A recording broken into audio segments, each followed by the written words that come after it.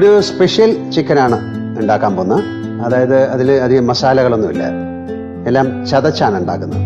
ഉള്ളി, പച്ചമുളക്, ഇഞ്ചി, വെളുത്തുള്ളി, കരിവേപ്പില, കടുക്, പെരുംജീരകം, കുറച്ച് ഗരം മസാല, ചില്ലി ഫ്ലേക്സ്, മഞ്ഞൾ, ഉപ്പ്, പിന്നെ തേങ്ങ ഇങ്ങനെ ചുട്ടത് നമുക്ക് ചതച്ചു തുടങ്ങാം.